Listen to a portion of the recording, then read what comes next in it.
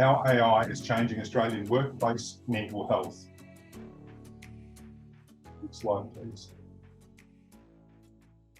My name's Peter Thatcher. I'm the director of Simpatico Ai, and today we're going to be looking at the reality of workplace mental health in Australia, the burning need for transformation, why mental health at work will be forever changed by AI, learnings from thousands of AI-driven mental health conversations we've had, new AI tools for managing employee wellbeing and HR and compliance.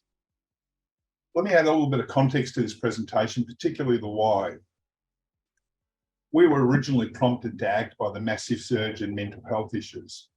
As conversational AI specialists, we thought, what can we do to help? And we decided to use conversational AI to help alleviate the burden on clinicians and provide a tool for self-assessment of mental health issues. Today, these issues persist and are coupled with an increasingly complex workplace regulatory environment, which leads us on to the next step.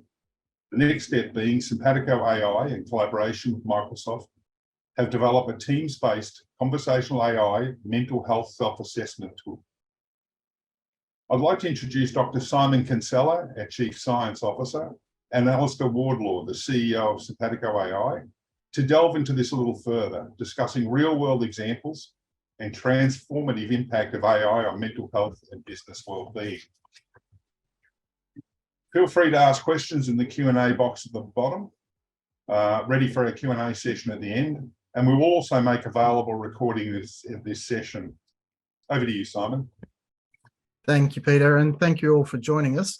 We really appreciate your interest in this topic that we're all so passionate about. So just a bit about me, first of all. I'm a clinical psychologist. I've been practicing for 30 years. I've worked in public hospitals and private hospitals and private practice. As well as that, I've worked for the Psychology Board of Australia, involved in regulation of the practice, all around ethical practice and how to keep practitioners on track. So I've spent my whole working life in the field. I'm very familiar with the workforce issues that are presenting and how the workforce has changed and how their expectations have changed over that 30-year period.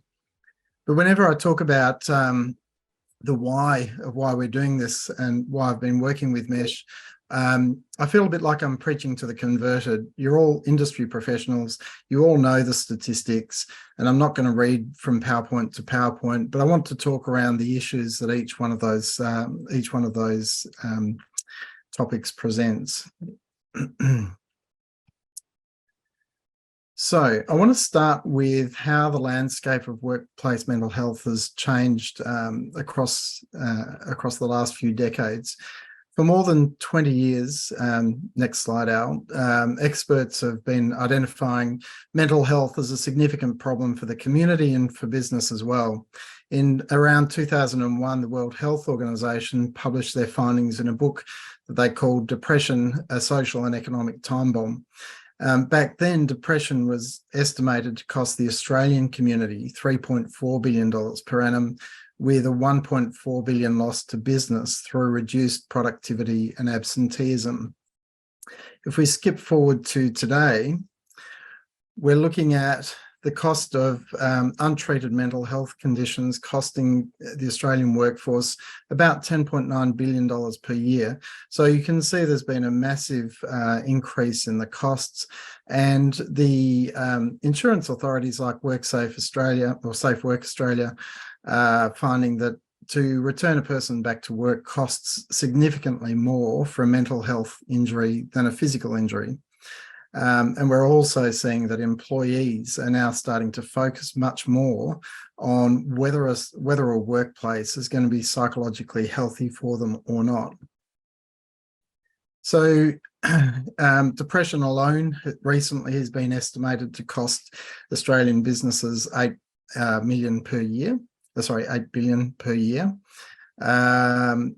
And again, earlier this year, Safe Work reported that from the period from 2008 to 2009 through to 2019-20, so in that 10-year period, there had been roughly a 28% increase in the cost of mental health claims, and we can see also that significant impost with the higher rate or the higher costs, 220% higher to rehabilitate someone from depression than from a physical illness.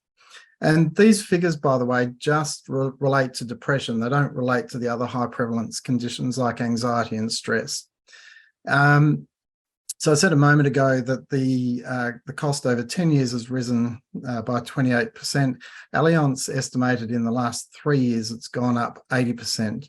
So again, significant impost to insurance companies and to business, and reflects a lot of suffering going on amongst workers.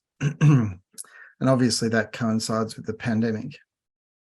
So the next few slides give an overview of how those costs accrue.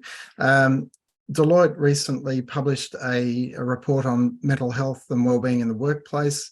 They published it last year, and it's very clear from these statistics just how expensive mental health is for business.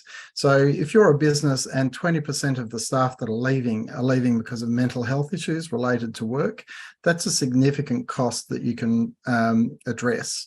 If you're looking at absenteeism as well and presenteeism, again, we've got 20% of people openly stating that mental health is a concern for them, but you've also got other people talking about how the absenteeism, how their mental health impacts on their productivity at work. So on the next slide, we'll see that concentration is affected significantly, taking longer to do tasks, decision-making, delay in challenging work. So people actually procrastinate tasks that they find hard, and they do that more when they're not functioning so well. So if we go to the next slide, this is the pattern of symptoms that Deloitte found, but bear in mind also that this research actually related to white-collar workers, and we know that the pattern looks different in other industries. In the construction industry, for instance, there are very low levels of depression reported generally, but very high levels of suicide. And, people often ask me why that is. Well, from what I don't think there's a really clear answer to that, but my suspicion is that people are actually bottling up how they feel, and men in these very blokey industries are not admitting to any sort of mental health problems. And then they find themselves getting to the point where it overwhelms them and they take drastic action. So it's very clear that the traditional methodology of supporting staff is not good enough. While there are growing rates of mental health problems, it's clear that EAP programs aren't meeting the need. And when you consider the high percentage of people reporting mental illness or symptoms, and that the utilisation of mental health services is low, most estimates put the utilisation of EAP programs at somewhere between 3 and 5%, depending on which statistics you look at, you can see that there's a big problem and there's a big gap. And in my experience, working as a practitioner, there's several reasons for that. First of all, there's a lack of time to access the resources. So a lot of people won't go and seek out mental health support because they're at work. They can't actually find the time. Their employers might say to them, you've got, obviously you've got the EAP program and go and use it. But when it comes to wanting to use it, finding the time to get away from work can be very difficult. There's a lack of trust. As a practitioner, I get client after client coming to me saying, yes, workplace has an EAP program, but I don't actually trust that what I tell the EAP psychologist won't be fed back to my managers. So there's that concern about privacy. And there's also a concern about quality, that they've interacted with these counsellors or psychologists through EAP programs sometimes, and they've had bad experiences about what can be done. And there's two sides to that issue too. There's most EAP programs put a limit around the number of sessions that people can attend. So typically it might be 3 or 6 sessions. So whatever the therapist is going to do has to be contained within that period of time. and even experienced practitioners can struggle sometimes to work around that. But you've also often got some fairly junior practitioners just starting their career in EAP programs. The next problem with employee assistance programs is limited data. So there's a lack of clear data. And as an EAP provider myself, I give very little detail back to the organisations, and it's part of their, I suppose, privacy principles, that they want to be able to stand with their hands on heart and say, we don't get any feedback from the EAP provider. But the problem with that is that they then actually don't know, what are the causes of people needing to seek help. So there's no measuring, there's no useful data that they can then use to implement in the workforce.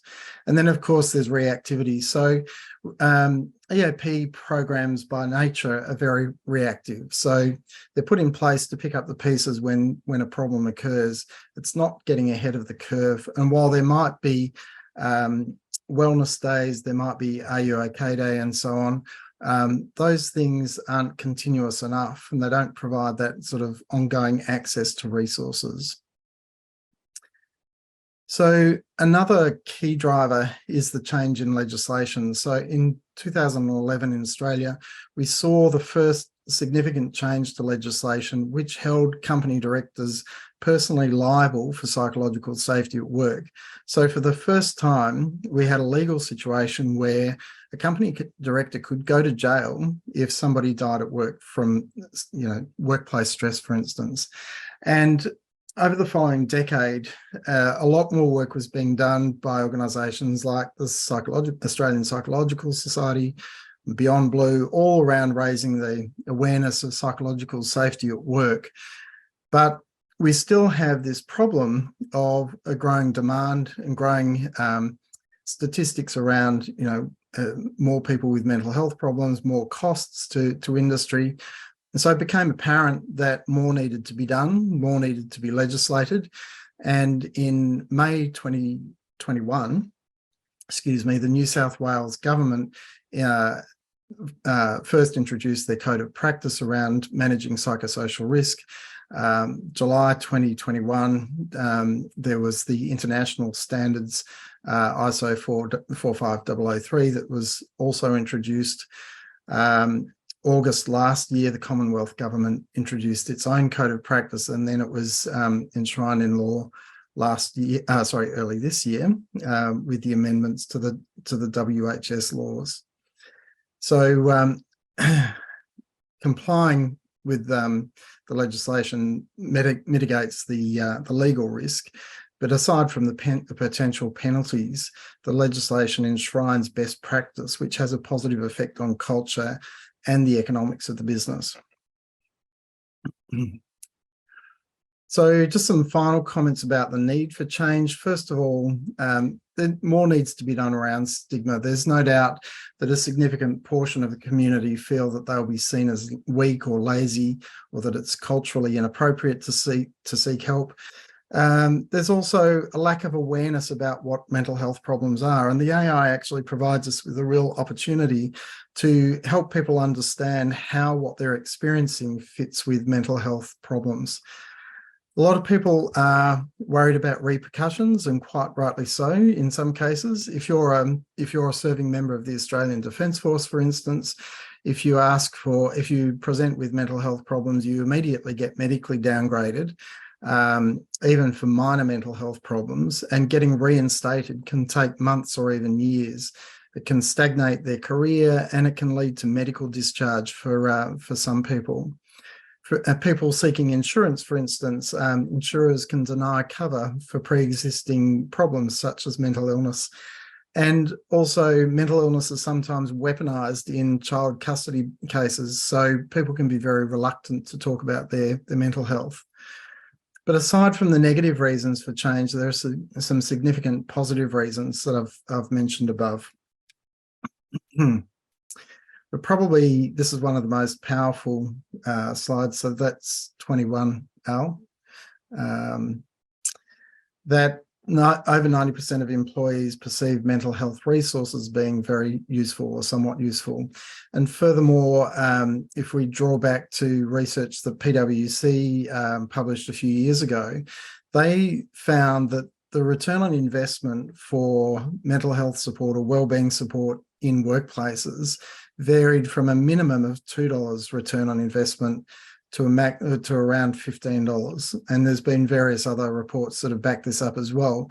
But one of the really interesting things about that report was that the ROI increased significantly where the wellbeing programs were integrated with each other. And again, the AI platforms allow us to do that. So I'm going to talk for a moment about what's changing about mental health and AI. AI is already significantly transforming the way we do business in work and in our private lives. Most of us have been interacting with AI for a long time through our social media and the way the algorithms work with Facebook and so on, through Siri, through Alexa, and even through our browsers and the information offered up through our browsers. Since the launch of ChatGPT and similar AI models, businesses harness the powers to transform their operations. They're using AI for customer support, data analysis, content generation, personalized recommendations. These tools have become integral to our digital landscape, automating tasks, improving customer interactions, and enhancing decision-making. Today, both businesses and users are accustomed to AI-driven solutions across sectors like finance and healthcare and e-commerce.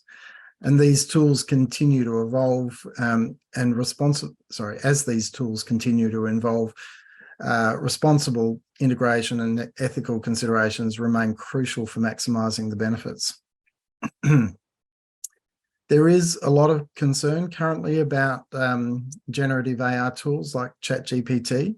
And as somebody who's been involved in ethical practice and regulating the profession, I can say there really should be some concerns about ChatGPT. Generative AI can give inaccurate feedback because if the user's not specific enough, the AI can't find the answers. So it makes things up. And we see this not only in health, but if you ask for 15 Chinese restaurants in Melbourne, it will give you 15 names of restaurants. Even if there's only 10 Chinese restaurants in Melbourne, it will make 5 up. There's also high risks, and we've all heard anecdotes of AI telling people to kill themselves or giving them instructions on how to, because AI is still not that intelligent. It can't understand the full context and doesn't know what questions to ask to build the context. So if somebody asks about taking their life, it goes and scrapes the internet and finds the sites with methods to die by suicide and feeds that information back. Another problem is the data is not confidential. Any data entered becomes the property of the platform. So like ChatGPT, if you're putting information into ChatGPT, it then becomes their property.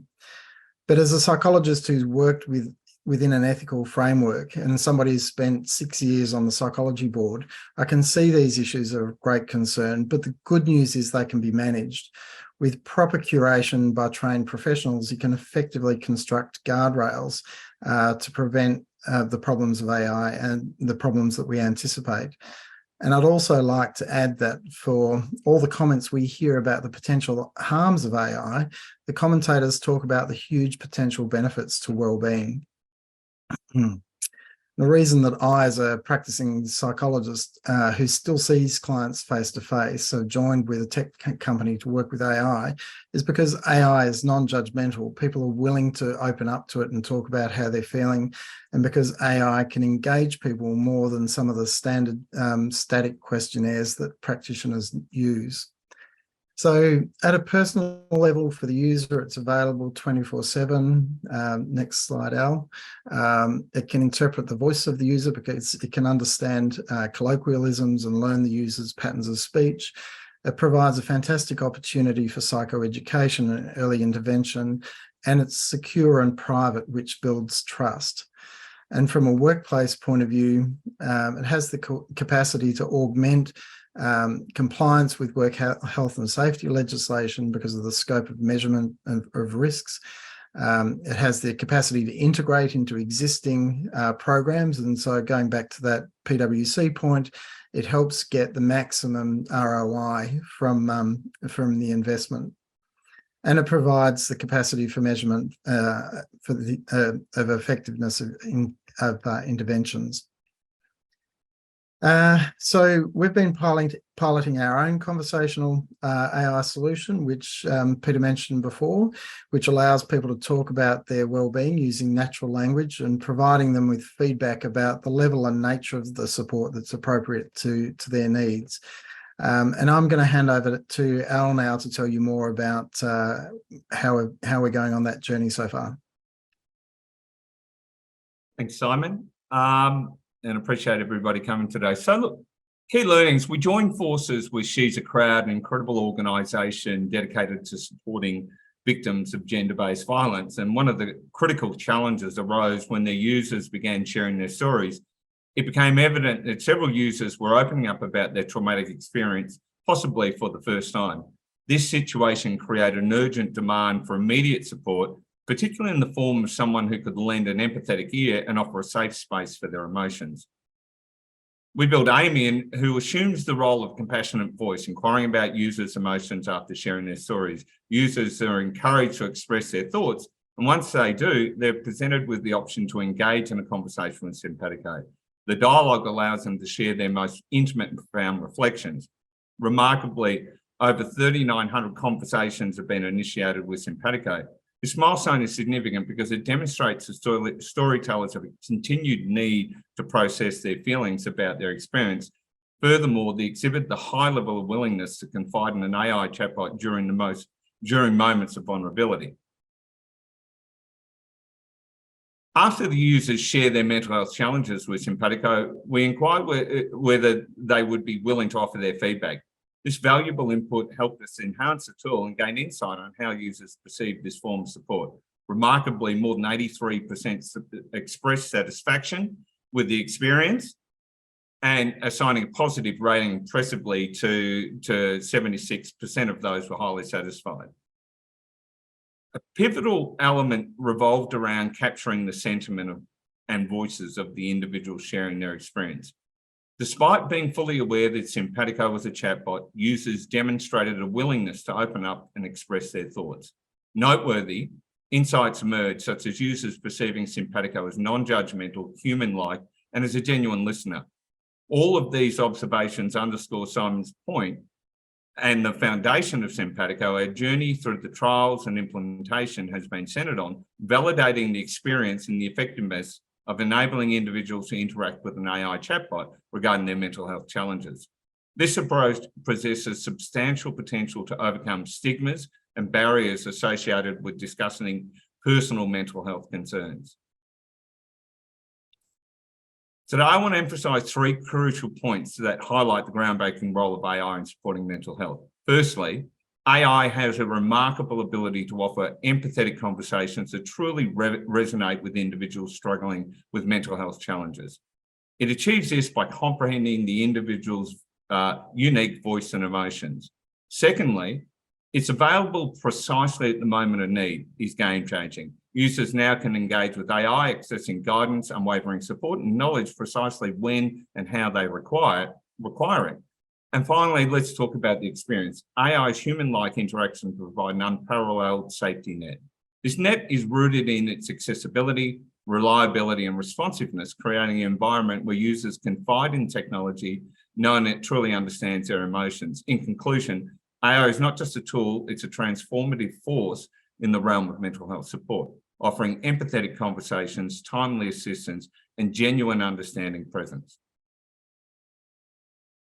Today's rapidly evolving world, where the well-being of employees and adherence to HR compliance are paramount, I'm excited to introduce you a game-changing solutions, new AI tools designed to revolutionise the way we manage these critical aspects.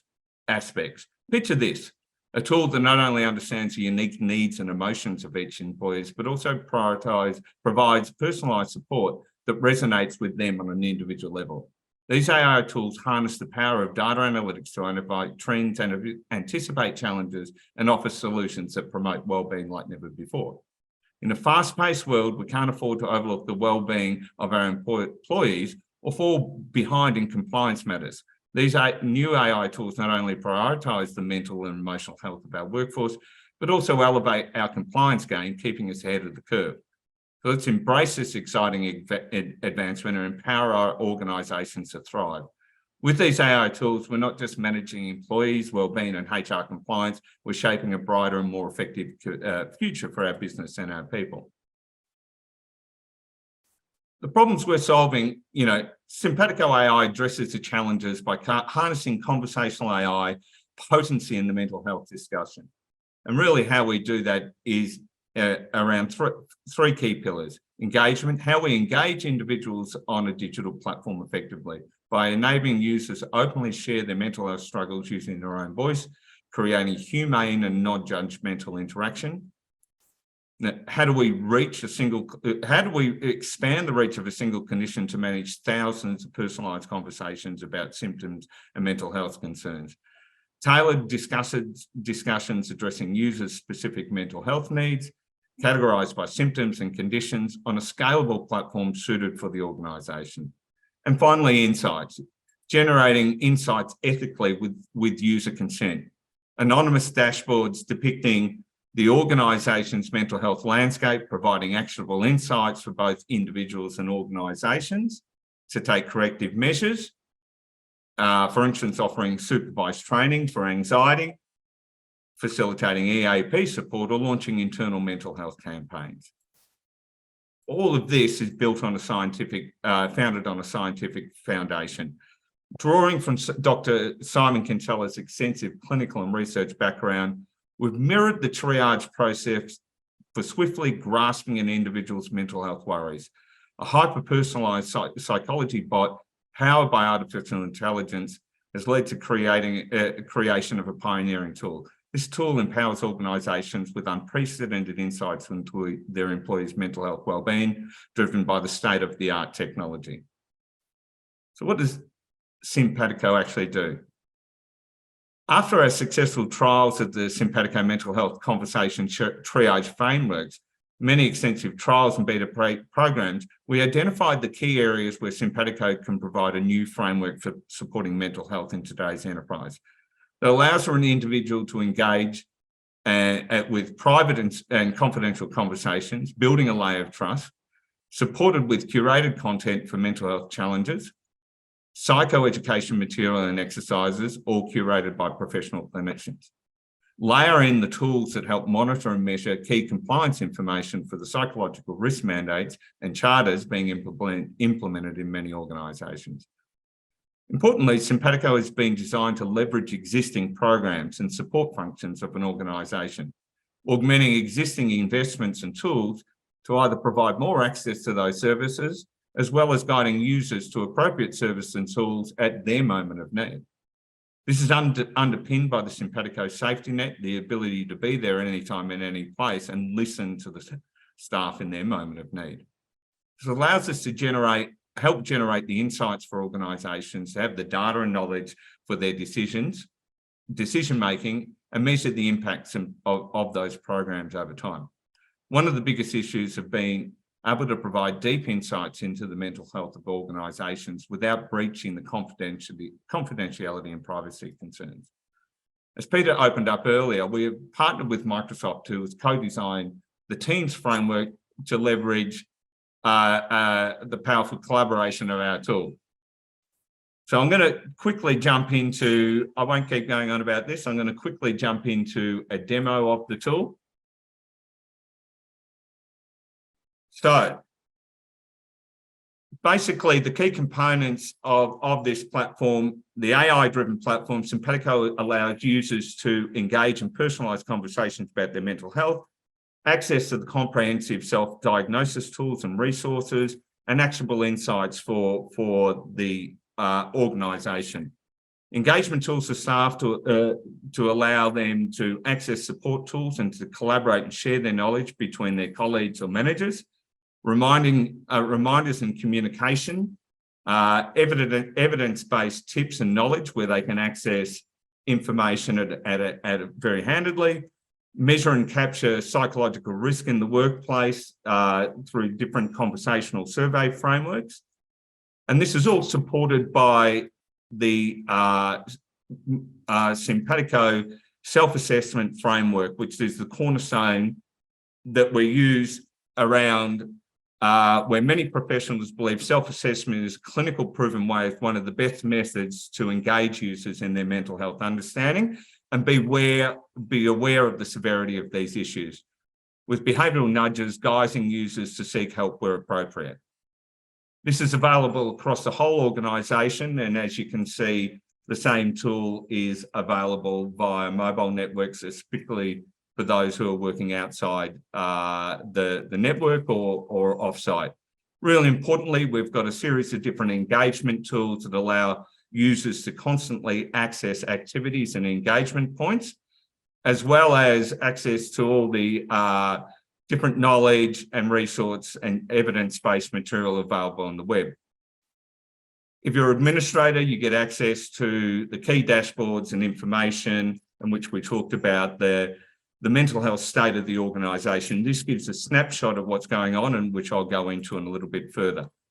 But really, the most important thing is how we engage with the user and how we leverage the conversation and collaboration components of teams.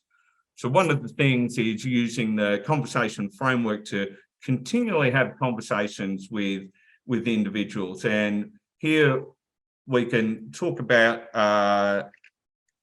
different things. So when a user comes in, they can have access to what's going on with all the different tools, all the different features about Simpatico, which is going to take me through a little tour. It's going to tell me where I've got to go, all the different tools. I can access this. So I can come here and ask any question I want about Simpatico, about getting support for mental health. I can have a look at what tools and features are available, which I can quickly show you. But one of the key things that we found is building trust. So when a user comes on, one of the first questions they're going to be asking is, what about data and privacy? So we take the user through a whole explanation. Whatever question they want to ask, we can sort of answer those questions, followed by any other sort of detailed information. Obviously, this is one of the biggest issues. So privacy and information are very important to us. How we implement different programs, and importantly, how we can take users through detail of what precisely their data is doing and where it's going to be used. And so we can take someone through how the data is going to be retained, what access the organisation will have. So we're still really working on what's how to build trust, how to get that user to feel confident in engaging with this without breaching privacy and confidentiality. So a lot of the questions people ask is, I'm feeling stressed now and want to know what the mental health programs this company has. So it's a pretty common thing. We're going to be able to respond in an empathetic way. And really what we want to do is guide someone into a mental health self-assessment. We also can provide information about tools and support programs, EAP programs within an organisation. And here we can say, this is where we can access, and obviously each one of the organisations we can leverage what's already there. But for this, I want to do a self-assessment. And really, the whole premise of what we're trying to show is how to get an individual engaged and talking about their mental health, understanding what their concerns are, being able to sort of link that to hundreds and hundreds of different types of mental health symptoms, but allow them to talk in a way that suits them. So we use and leverage things like OpenAI to be able to sort of understand if someone mentions things that could be slang or that person's English as a second language, we can still take that information and try and put it into a mental health context to understand what's going on. So I'm going to take you through a very quick assessment here and explain how it works.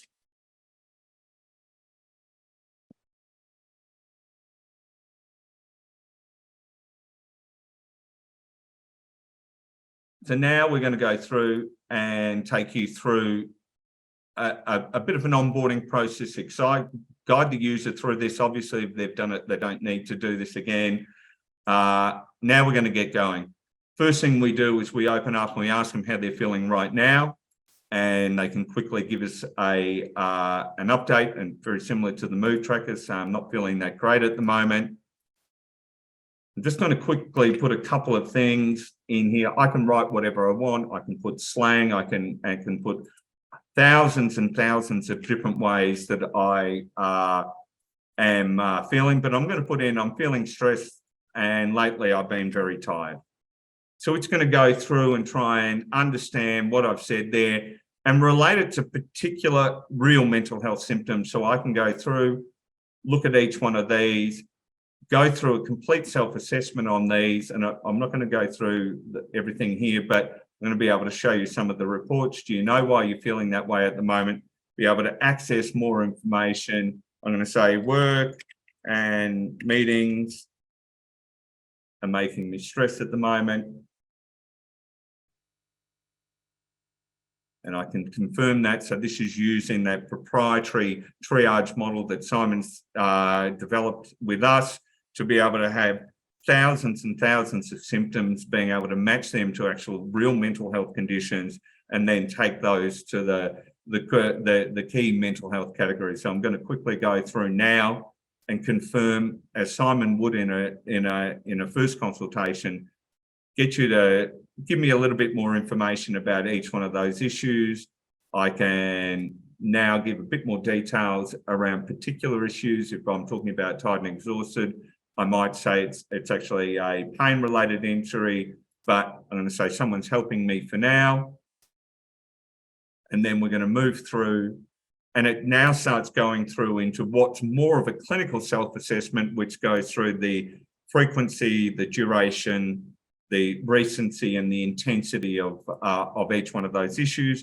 And out of that, we can provide the user with an assessment of how they're actually going, what their problems are, how severe those problems are, and what are the steps that they could take. We have an algorithm in there, and I won't go through each one of these now, but I can actually, through the user's individual reporting, go into this self-assessment, have a look at what I put in there as my previous assessments, and I put in here, at the moment, I'm feeling stressed. I was at a high level. I can see my response level was very high. So there's 5 levels of response from low to very high. Each one of those is going to guide the user to different actions, whether it's saying you're doing okay and use more digital tools and knowledge, or in this case, we're saying we highly recommend that you see a healthcare professional so you can access your own general practitioner or the EAP and get further information. And as I've been doing this, I've created many of these things, and I can see I've got lots of different things. I can actually get more information about stress and how that's going to help me. I can have a look at different techniques if this was one of the suggestions. So it may be about anxiety, breathing techniques, including spoken and audio and visual exercises to help people use that. But really importantly, all of this information collates into a mental health dashboard for the organisation. So very quickly, we can see how many people have been using this particular one, obviously in a demo at a high level. What were the sort of key symptoms that we're seeing in a world cloud? How severe were the problems? Overall, what the mood, happiness of people doing this. But here is a really important thing. We can see a collated version of the actual mental health categories that those symptoms collated up to. And we can see some of these tools and measures that we can start making actions on. We can see depression is very high in this organisation, so it may be a timely point to start taking this and implementing programs and then measuring that over time. We then go down into, okay, of depression, what were the key triggers? Well, I was stressed. a lot of tired, anxious, and it goes through the different emotions as well as giving us a level of understanding of how severe these symptoms were. So we've got some insights and data. There's more reports available about every aspect of this site, but it just gives a quick overview of what we're doing. So I'm going to wrap up the presentation there and hand back over to Peter, and he's going to ask any questions.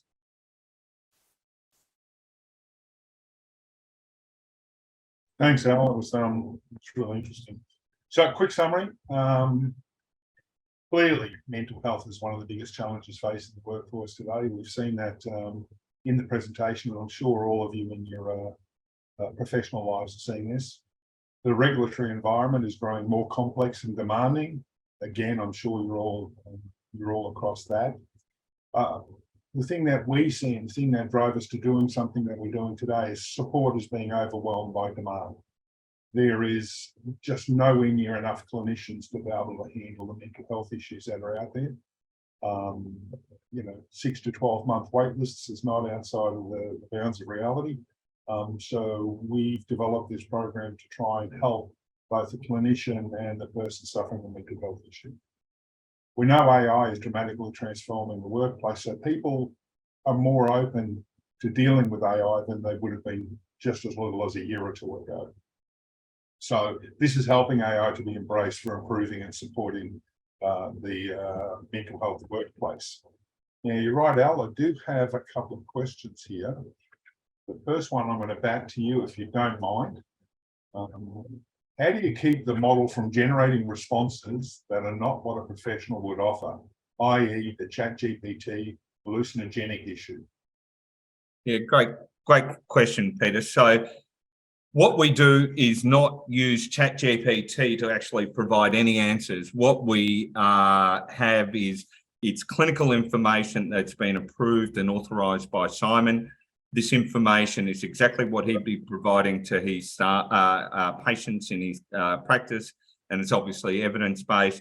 It's the framework of what we do, how we use ChatGPT or OpenAI and those type of third-party services, is that we are either using it to help us understand the individual's intents, where we can't recognise what they're saying. Let's say they use a slang word, where we don't have any training data, we're going to ask OpenAI, do they have any understanding of what this context can be? And often there is a lot of references out there where we can use that.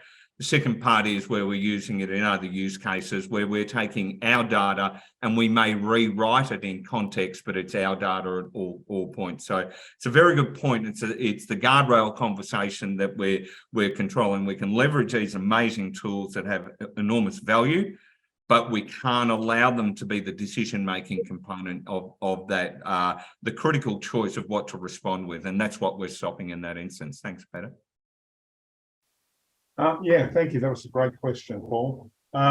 So I've got a couple others here, maybe one for you, Simon. Just making sure somebody's asked me the difference between what Simpatico does and a clinician does. Is Simpatico trying to treat the issues, or how is it actually helping the clinician if it's not? So no, it's excuse me, that's a good question as well. Not trying to treat. In order to do that, we would have to go a lot further than we currently do. But we are trying to help direct people towards information that's relevant to their mental health. So it's really effectively a triage process of gathering the information and pointing people in the right direction, whether that's in-app resources like Al showed you with the tips and tools and techniques and information there, or whether it might be connecting them out to real humans, whether that's their EAP therapy program or whether it's services like Find a Psychologist. So it's a more interactive and natural way of getting people to talk about their mental health than just getting them to tick a few boxes on a questionnaire. Great question, Satish. Thank you very much for doing that. So two more. An interesting question here. Is Simpatico meant to replace an EAP system or work with an EAP system? much more working with, and it's along the lines of what I was talking about earlier with what PwC found, that the more integrated the workplace health offerings are, the higher the return on investment. So Simpatico can help draw the different elements of what a workplace does into one spot for that workplace, and make staff members much more aware of what resources there are there for them. Excellent. Thank you, Hannah. That was a great question. One last one here. We're a Teams partner. We have several thousand employees. How much effort is required to roll something like this out? That's for you, Al. I'm sorry. Yeah, I think that's a good one for me. So part of the reason, and obviously, the excitement and the value of engaging and partnering with Microsoft about building a Teams application is one of the big issues in most organisations, especially large organisations, is deploying new applications, new tools, and going through, very challenging and difficult and lengthy processes to get those tools verified and approved to be able to be deployed. With Teams and the model that they're using and what we've been working with them, it's effectively we are selling the tool through Microsoft, through their various stores, their Teams store or their App Store, which then obviously is two things. It goes onto the Microsoft bill and it's all covered by the Microsoft terms and agreements.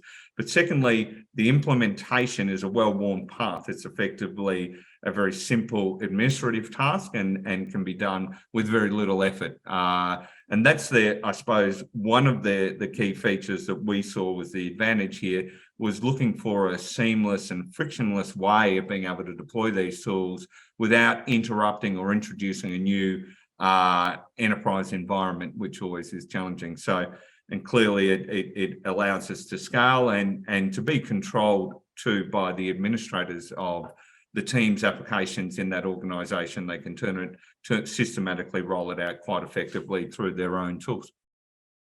Thanks, Peter. Great question. Thank you, Bronwyn. That was a really good question. That's all the questions. I think we could probably call it a day, and thank you very much to everybody for attending the webinar. I hope you got something out of it. As I said, we'll be reaching out to you to make sure you get a copy of the recording. You can share that with your colleagues or use it yourself to augment your notes. Thank you, Al. Thank you, Simon. Great job. I think we can finish it up from here. Thank you, everybody. Thanks, everyone. Thank you, everybody. Bye-bye. Bye.